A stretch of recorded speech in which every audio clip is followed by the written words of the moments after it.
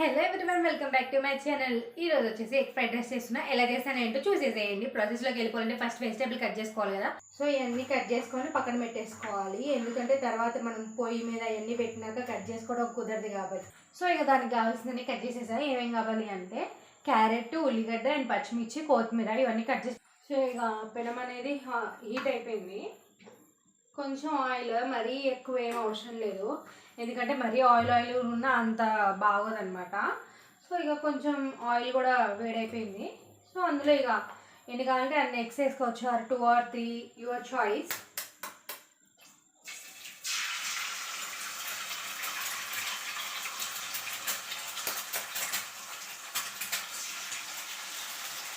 నేనేమో ఒక 2 eggs వేసేస్తున్నా. అందులోనే కొంచెం పసుపు,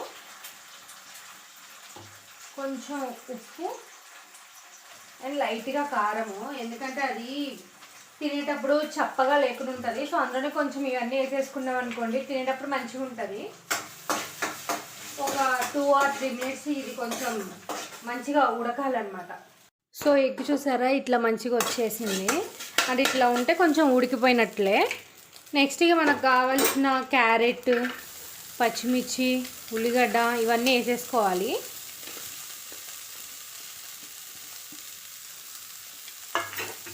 ఇవన్నీ వేసుకొని మిక్స్ చేసేసుకొని లో ఫ్లేమ్లోనే ఉంచుకోవాలి. మళ్ళీ అంత హై అంత అవసరం లేదు. ఇందులో కొంచెం సాల్ట్ వేసుకోవాలి, ఎందుకంటే ఇట్లా పీసెస్కి కొంచెం పడతాయి కదా. వేసేసుకొని మిక్స్ చేసుకోవాలి.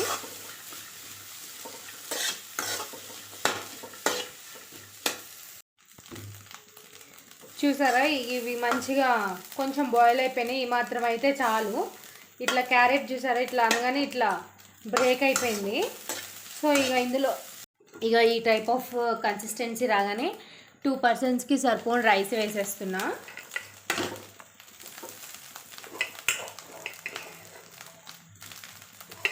అంటే ఇప్పుడు కొంచెం హైలో పెట్టేసుకోవాలి. హైలో పెట్టేసుకొని రైస్ వేసుకున్నాం కదా, అందులోనే కొంచెం సోయా సాస్ కొంచెం వేసేసుకోవాలి.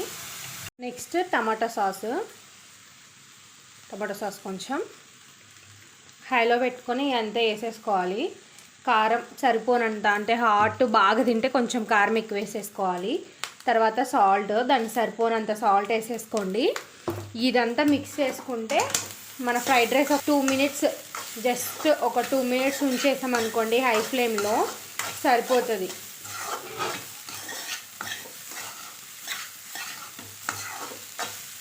నాకు ఇలాంటప్పుడు ఏమనిపిస్తుంది అంటే బయట ఫ్రైడ్ రైస్ వాళ్ళు చేసేది ఉంటుంది కదా గిన్నె, అలాంటి గిన్నె ఉంటే బాగుండు అనిపిస్తుంది. అదైతే ఇంకా కొంచెం కంఫర్టబుల్ ఉంటుంది మనం చేసేటోళ్ళం. బయట అమ్ముకోవచ్చు అనిపిస్తుంది అనమాట. నేను చేసే టేస్ట్ అట్లా ఉంటుంది. సో ఇంకా లాస్ట్లో కొత్తిమీర వేసేసుకుంటే అయిపోతుంది. 10 minutesలో మన ఎగ్ ఫ్రైడ్ రైస్ అనేది రెడీ అయిపోయింది.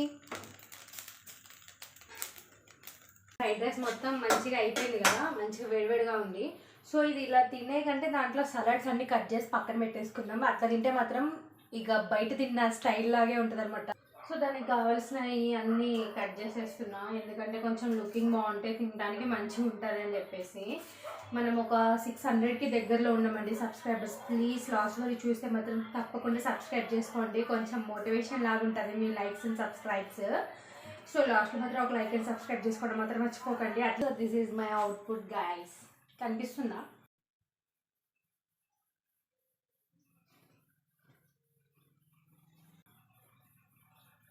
సో ఇది మంచిగా లెమన్ పిండుకొని లైట్గా నార్మల్గా లెమన్ పిండుకోవాలి. లెమన్ పిండుకొని టేస్ట్ చూద్దాము.